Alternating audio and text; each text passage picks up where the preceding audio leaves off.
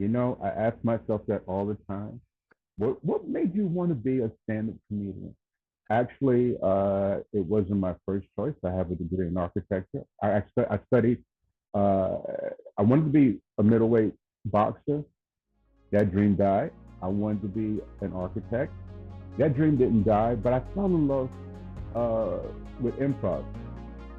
And the fact of doing improv with a group of people on stage and hearing laughter, it was it's almost like a drug. When you're on stage and you saying things with other people and it's off the cuff and you look at the audience, you don't stare at them, but you notice that, wow, that got a really nice laugh. It's like a high. Why knowledge matters.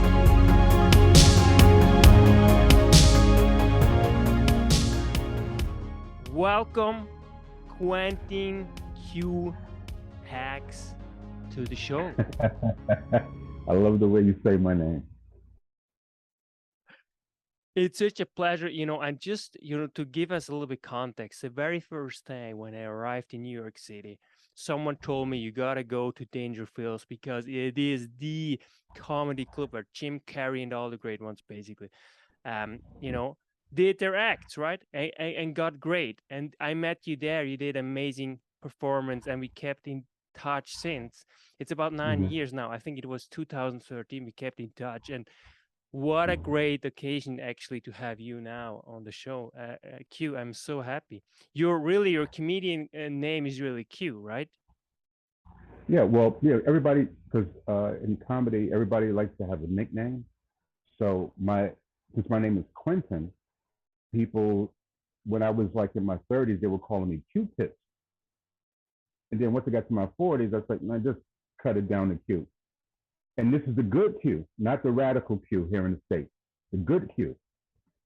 So that's why my nickname is Q. Everybody calls me Q. Fantastic, Q. I'm so glad you're so incredibly talented. And, there's so Thank many questions.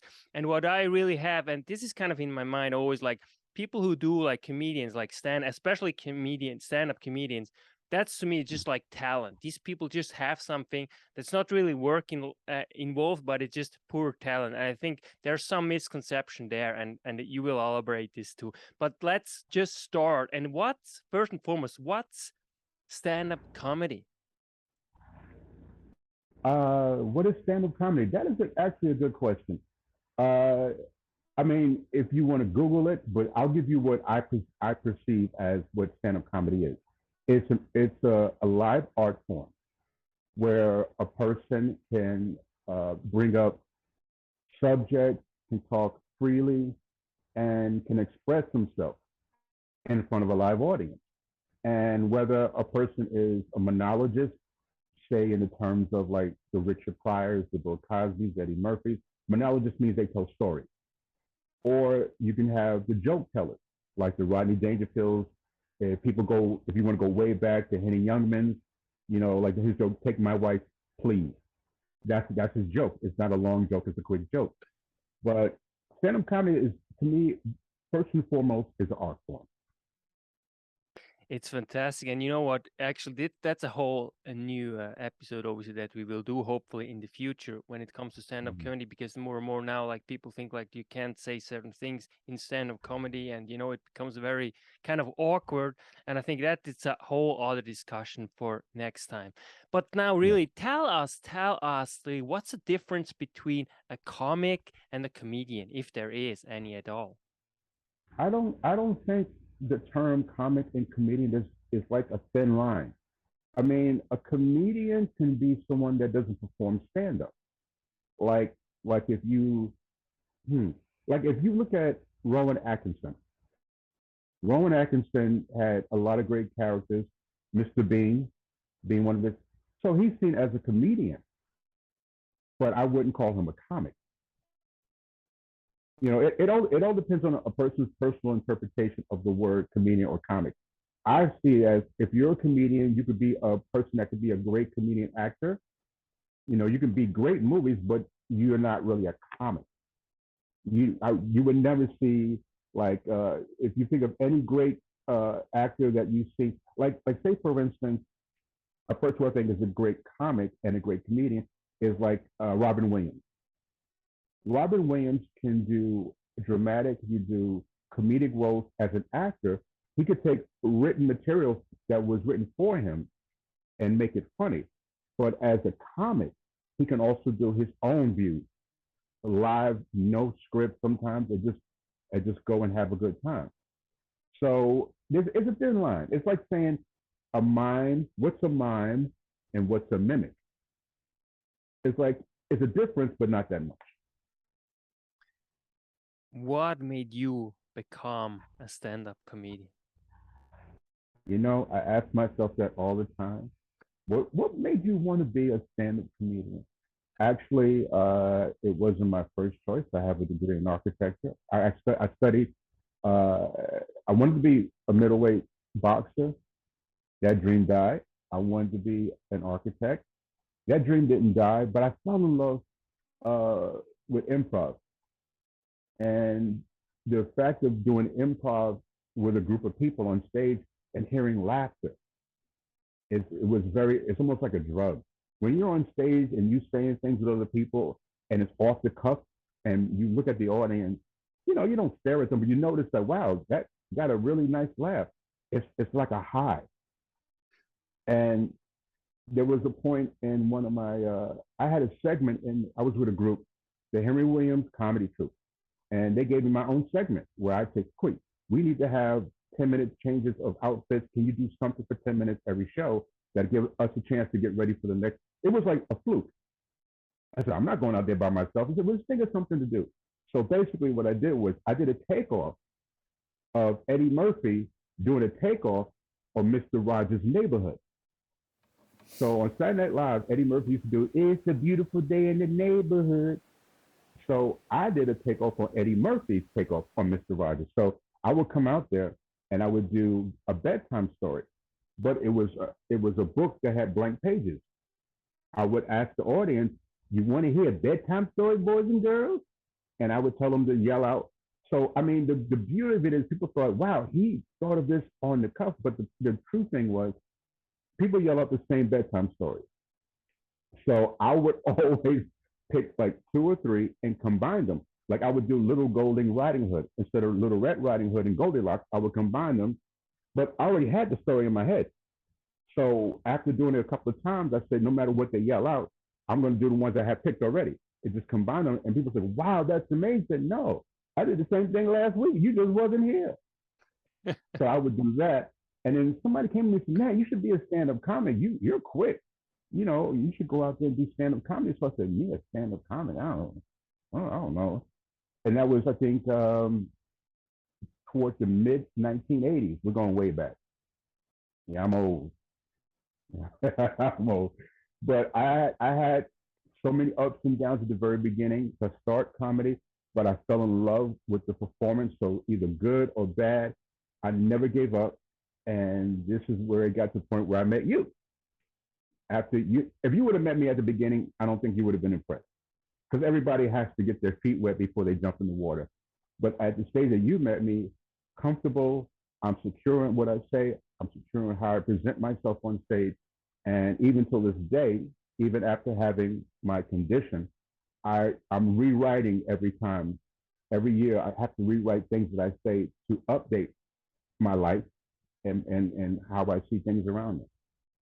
And this is actually really important because, how affected, vitiligo your career?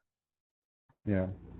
Well, the thing that affects vitiligo, and for people out there that don't know what vitiligo is, it's an autoimmune disease where the melanocytes in your body, they die off and you lose pigmentation. Now, I got this late in life. I wasn't born with this. It's not genetic. There's nobody in my family that has this. It's not genetic. Uh, so I got it 10 years ago. And, you see a spot here, a spot there, and you just deal with it. I wore makeup for 4 years, but it started to spread the neck, the arms. And after a while, I just said, you know what? It's not God's curse, it's God's challenge, and I will embrace it. I was very, very depressed, as it got worse and worse. And then I said, you know what? It's like a comic that wants to put new material in his act. Like say, like someone gets married or they start a new family. Instead of like, oh my God, I can't do comedy because I got to raise these kids. No, talk about the fact that you have kids and how difficult it is for you to do what you used to do. That's material. People just try to say, I don't want to talk about my kids. Like, no, if you have funny stories, tell it. This is not a funny story, but I like to embrace the fact that other people out there that have what I have, they may have other different autoimmune diseases. They may have cancer. They might have anything in their life that they don't want to talk about, but they see me and say, wow, he talks about it and he's fighting through it. So can I. So I'm trying to be more inspirational than just plain funny. Anybody can tell a joke, but if you say something about, I joke about this all the time. I walk on stage and then people say, well, they look at me and I see people whispering, so I address it right away. It's called addressing the elephant in the room. So one time it was like it is in New York right now. It's hot, and I came in and I'm like, wow, all right, nice crowd. At Danger Philbin, and I walked on stage because I was hosting. I said, my God, it is so good to be in air conditioner. It's hot out there, y'all. Ooh, it's hot. It's so hot. I used to be black. That's our brothers are out there melting on the street. And it was a joke that people say, oh, okay, we get it. He's not really melting, but all right, he's talking about his skin condition. And it kind of brings a over the crowd because I address it. If I went on stage, if I had one arm and I did my whole show without even mentioning it, people say, wow, all right, okay. So anything that you think stands out, you have to address it. And that's what I feel to do in terms of vitiligo. I mean, this is really beautiful, and I think it's a really an amazing and inspirational story because, like, what courage, to go up there, stand up with it, because of course, as you said at the beginning, it was very hard. Imagine, you all of a sudden your body changes in a way that is so obvious, right? And then you have like sometimes this maybe bizarre regards maybe up to today, so it's really admirable, and it's outstanding. I love that, and it really speaks to the person you are. I mean, I met you about 9 years ago, and I just felt immediately, this gut feeling there's something really solid, like a guy who is not just funny, but he was also like an amazing human being, and it's truly an inspiration. That's really. I think when I met you, I hadn't really developed the vitiligo yet. If it was like 19 years ago, I think it was just starting. So I would have a spot. It wasn't a big deal. So as time progressed, it got. And the funny thing about having vitiligo, and people said that it. I mean, for me, they say, well, how does it really affect you? In my career, in my life, it's when you think about relationships, you think, no one wants to date someone that looks like this. That aside, but in terms of my career, I do commercials. I've been cast for not cast, but I've been small parts on TV shows and a couple of films. And then you think, wow, I can't even go out for certain auditions because they're not going to hire someone. Because my last commercial I did for FedEx, which maybe 6-7 years ago, I had makeup on, but I was starting to get color for my hand. So on set, when I auditioned, they didn't see it, but on set, I had to hold a monitor and they showed the back of my hand. And I think I just had this part. So the director, wait, cut. What cue? Is that a birthmark? And he got nervous. The fact that he cut the scene, he stopped to figure what that was. It made me nervous, but the makeup artist who was there was brilliant. Oh, no, it's a beauty. And she just covered up. She did a spot cover, and she just covered with makeup, and then we continued because, I said if he stopped it for that, and then as it progressed, it's like they're not going to want to cast people. Now maybe someday they'll embrace it more. I'm noticing commercials where they had a little girl and she had a vitiligo on her leg. It was a Kmart commercial, and she's dancing down the aisle with her girlfriends, and I was like, wow, okay. All right, they're accepting it. It's like the thing when they say, if you don't look good, if you can't sell, if you overweight, it's like people with beards, long hair, they won't get cast. They actually cut your beard, cut your hair to look more presentable. And this, I can't cut. I can't. It is what it is. I wore makeup for 4 years, but after a while, you just can't keep doing that. Once it progresses, you have to accept it. And if you won't hire me, you won't cast me, then I have to reinvent myself and do something else. So that is how I'm dealing with the vitiligo situation in my career. That is admirable. Thank you so much for being so open and talking about this. It's really important, and I'm sure it will come and more. I think that's truly, inclusivity.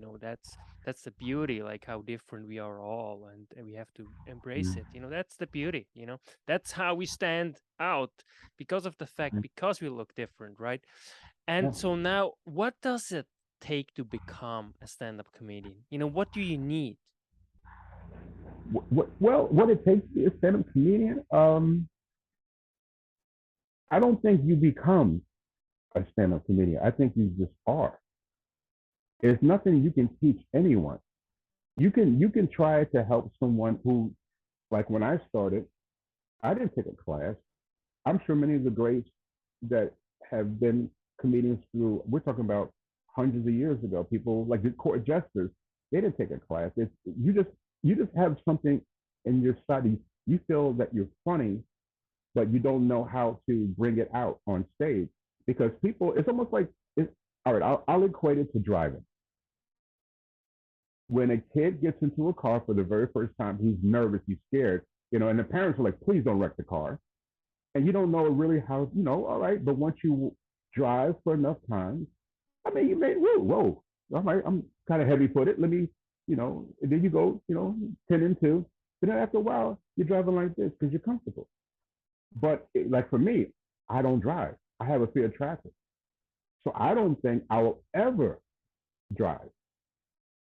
But for comedy, if you have a sense of a great sense of humor, some people that I tell you, I'll put it this way: there's a lot of people out there who I think are hysterically funny off stage, but when they get on stage, they're horrible because they don't know how to bring that silliness and that fun.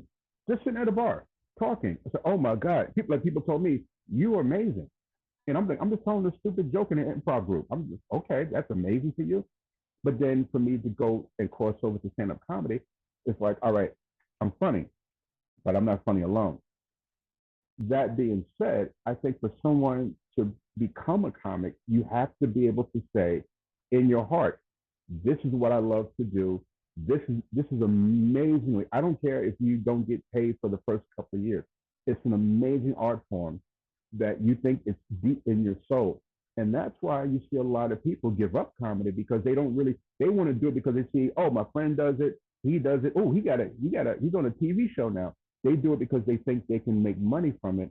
They don't do it because they love the art form.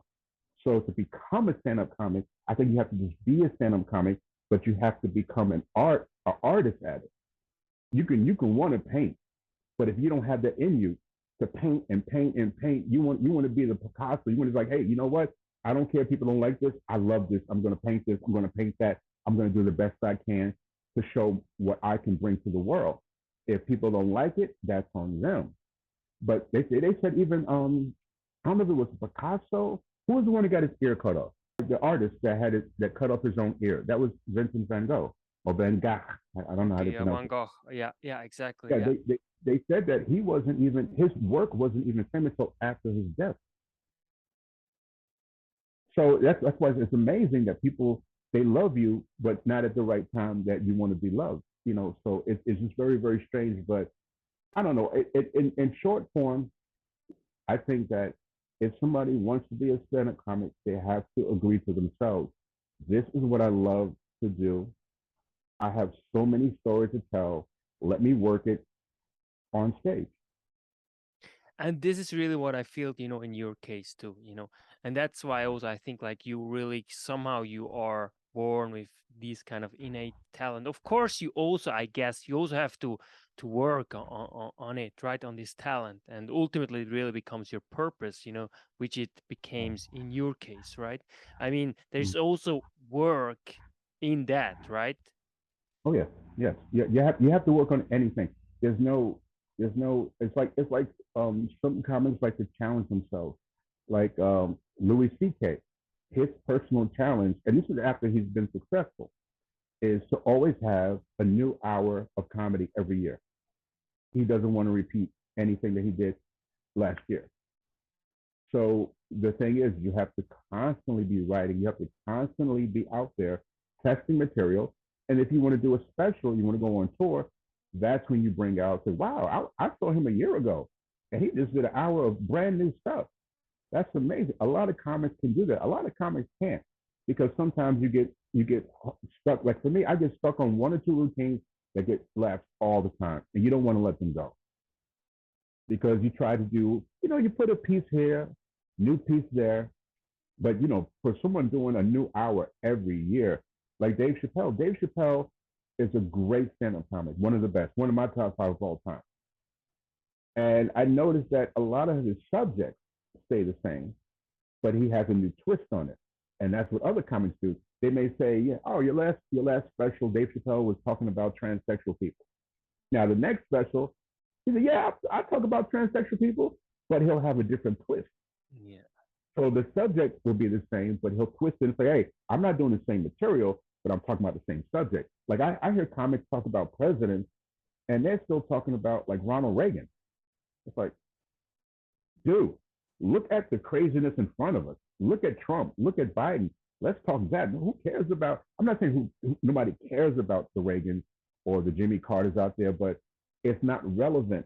When people get up and they watch the news or they walk down the street, they look at the paper, they go online, no one's talking about Ronald Reagan. So you writing a Ronald Reagan joke and holding on to it for 30, 40 years is ridiculous. So the challenge is to always be growing, always be writing, watching what people are looking at, and have your take on it. It's amazing. It's really constant work, and you have to read. Yeah. Yeah, it's hard work, really. How did your parents react once you decided to become a stand-up comedian? I mean, that's Uh, my parents' reaction was, oh wow. My dad, uh, he was kind of like, all right, do what you got to do. If, you always been stupid, you might as well get paid for it. And my mom was more practical. She was like, you're going to college, get that degree. To her, it's almost like telling her, I want to be a fisherman. I'm going to go on the high seas and catch fish. It's like, baby, why you? Oh no, there ain't no hire no black man on no boat to catch no fish. Won't you stick to architecture, do that, and that's all you need to do. So she was practical. It's like you told someone you want to get in the arts. I want to sing. I want to dance. I was like, man, I want to learn how to moonwalk, baby. Why you, Michael Jackson doing the moonwalk? Why you want to do the moonwalk? Just stick to the architecture. But after she saw that I started going out, because I still lived at home until I was in my 20s. So I would go out and go to clubs and come back, go out, go to clubs. She said, well, he's persistent. And then she finally came to one of my shows, and she was so proud. And then later on, like as the decades went by, she started like, yeah, I was watching Sopranos. You saw Quentin in the Sopranos? Yeah, he was having dinner with Tony Soprano. That's my boy. That's my son. He did it. Yeah, he did a commercial. You didn't see that commercial he did for Town Hall PM? That was cute. You didn't see it? Oh yeah, I have it on tape. That's my boo boo. That's my baby. That's my son, my only son. And she became proud once she saw things were happening. She was bragging, but at the beginning, she didn't like it. My dad, he only saw me, God rest his soul, he passed 20 years ago. He only saw me do comedy once, and I was being heckled at a club in Brooklyn called Pips, where I started. And then I said, dude, come on, man. I was hitting him, but he just wanted to interrupt every comic. And I said, yo, dude, my father's here, man. He's never seen me do stand-up. Will you just shut the hell up? And my dad from the back of the room, it's okay, son. You go get him. You're doing all right. And then the audience cheered. And then the guy shut up. When my dad said that, the guy shut up. Because he thought I was just saying it, just to get him off my back. But my father actually yelled that out. And that was the only time he ever seen me do stand-up comedy. He was proud right then and there. My mother took a little bit of time. Like I said, she had to be convinced. I'm doing this show, doing that show. Oh, mom, yeah, I just booked a small role in the movie. And then it's like, oh, okay. And I started bringing home some money. So, oh, you need to do this comedy more often. This is nice. You didn't see Q? Yeah, he gave me the money he made from that commercial. All right, that's my boo-boo. So my parents, they both, God bless them, they settled in. Once, I think any child shows their parents that they're dedicated to something, whether it's the arts or anything that you want to do. I mean, people are always going to criticize you because they want you to stay, they want you to conform to the norm, have a regular 9 to 5. But in your heart, if you want to sing, you want to rap, you want to dance, and you can sit and do the 9 to 5. I did the 9 to 5. I felt it like I was in a cage. You want to go out there and not so much just have a good time, but you want to express yourself. So, anybody out there that thinks that I wish I could have, just do it. Whether you fail or you succeed, never go into your grave saying, I wish I could have tried something, but because people around me criticize me, all right, nah, all right. They say no, so I say no. No, do it. And if you fail, you come back and say, no, y'all were right. But you tried. I mean, this is phenomenal. I love this attitude, and especially dedication. If you really like something, just try, go for it, and walk the talk, and let's see, where it goes. And Yeah. then also having this, yeah, that sometimes you can absolutely fail, but I think this dedication and the love for something that you think like makes you somehow happy. It's really inspiring. It sounds like, Yannick, it sounds like, can I call you Yaya? For sure, you can call me whatever you like. I'm gonna call your brother Yaya because I have a nickname, so I'm gonna christen you with a nickname. Your brother Yaya. You have been ordained. Oh my God. Thank you so much. Thank you so much, Q. You're such a great guy. Yeah, I like it actually. It sounds very like inspirational, kind of, lively. Yeah, yeah. It's like really, I like that. How comes Yeah, you're even good in coining like nicknames? So this is also a yeah. talent that you have, I guess. Well, no, it's like, to me, it's not so much a talent. It's just sometimes because I grew up in the hood, and it's not so much a ghetto thing. It's just that even people that live in a palace, you like to be able to have. It's almost like having a relationship where you give your wife a cute name, or a girl gives a husband like a. You don't want to always say boo boo or sweetheart. You find something in their name that sounds cute. So Absolutely. if you call somebody, because if you say, "Hey, honey," and someone is like, "All right," everybody starts turning, who's she speaking to? But if you say, "Yeah, yeah," you want to come up, it's you. And, you go, "Oh, yeah, I'm yeah, yeah." That's hi, hon. I'll be, oh, yeah. So that's why I thought I was thinking about a twist of your name and make it fun. So now, once again, brother Yaya. It's fantastic actually. And just also the way you explained it, it's so true, and sometimes also sometimes you call maybe your wife or whoever or your boyfriend or whatever kind of in one way, but then you change because, now it's very important. So you call him actually the actual name because it's serious. And yeah, it's so nice. A beautiful Oh yeah, twist. yeah. Now And I the was gonna thing, say, yeah, yeah. No, no, no, go no. Go ahead. ahead. Go ahead. Now I was gonna say, and the thing is, the flip side of that, if someone's been calling you a cute name, when they call you by your real name, you know you're in trouble.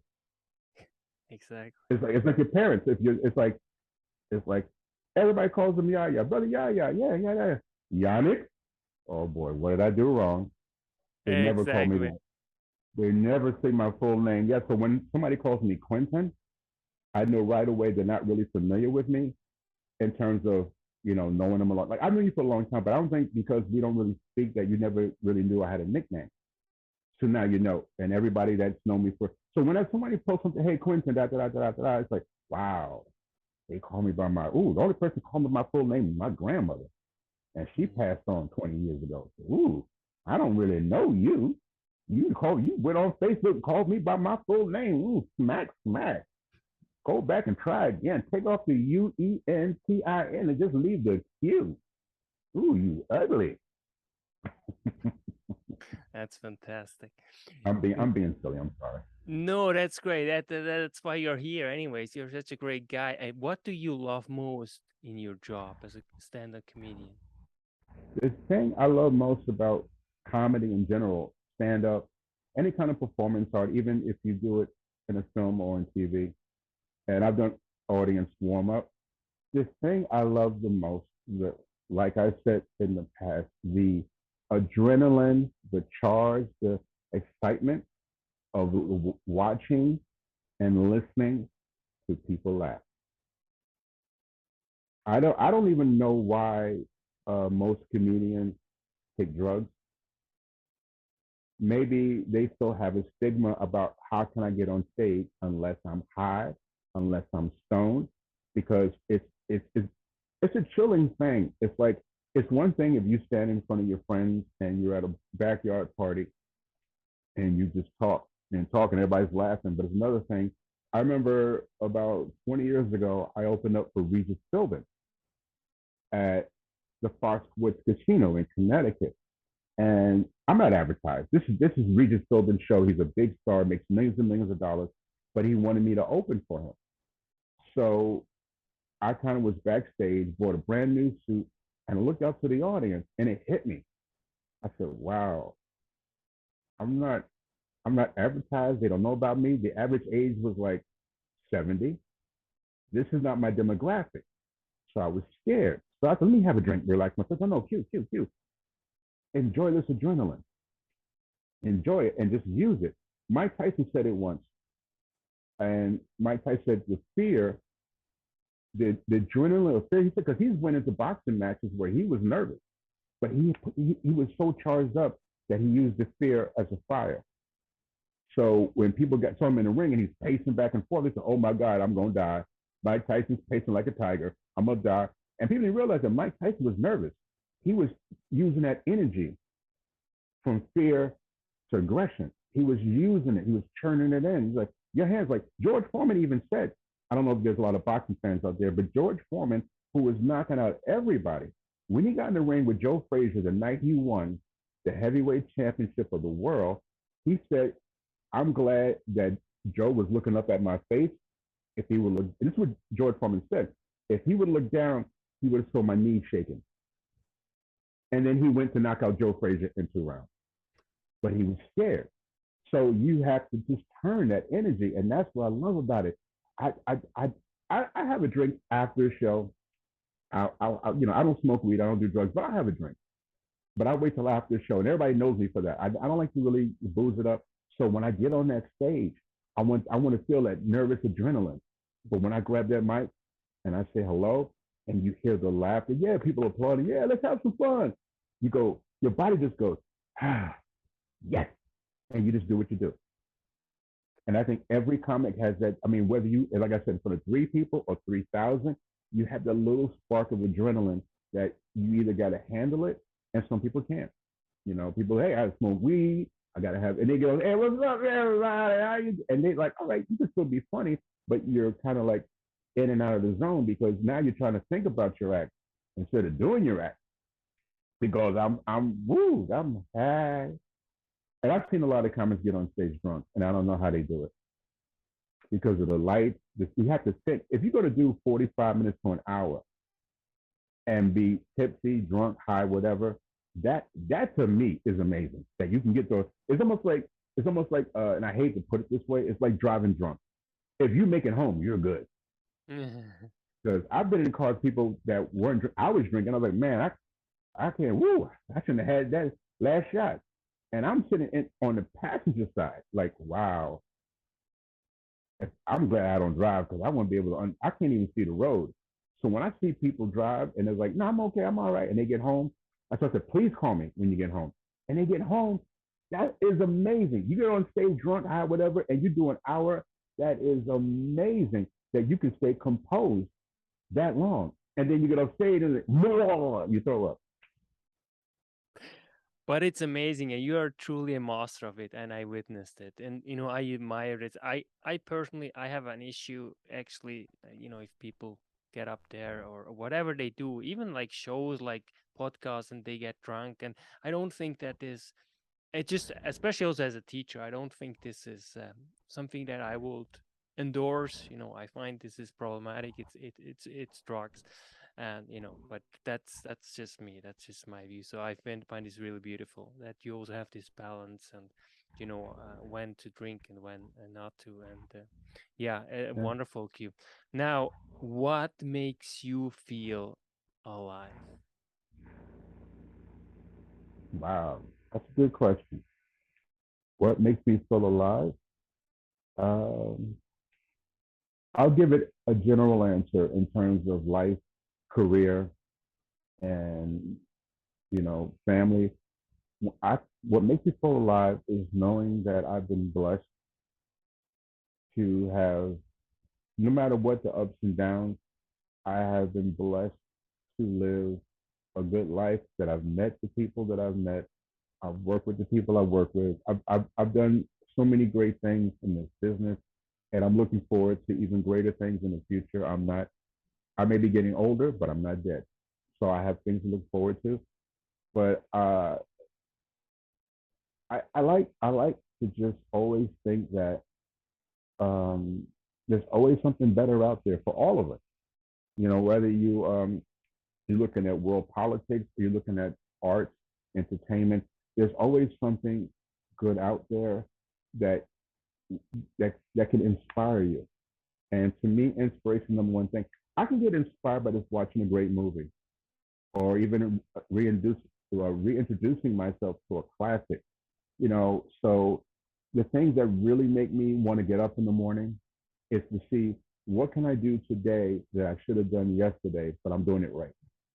And actually, working with you with this particular series is actually one of the goals that I had, and that's why I'm glad that we actually have a chance to sit down and talk, because this is something that we've talked about for a few months, and I was really hoping that we would do this. And now that we have, I'm looking forward to working with you and working with your brand, and us doing so many more things together, and just because you have the outside of the U.S. Version of how you see things, and I'm inside. The Americas doing what I do. So the collaboration to me, it make me get up today, because I'm not a day person. I am not a day person. So for you to say, Q, let's get up, let's have some sun on our face, and let's have some fun and discuss a few things. I was like, it was hard for me to sleep. I was so excited. I was excited last night, and I'm excited now to sit and talk with you. Yeah, Q, it's amazing, and I really likewise. I'm really excited for so much more to come with you. You're such an amazing, inspiring, amazing guy, and yeah, I love it. I love it. And please, if you have any questions you want to ask to Quentin Q Heggs, just do it just below here, and we will answer all your questions the next episode with the very Quentin Q Heggs. Thank you so much for being on the show. Thank you, brother Yaya. And let everybody know out there to like, subscribe, and share, because we want your brand. I've seen a lot of your videos. They are amazing. They're informative.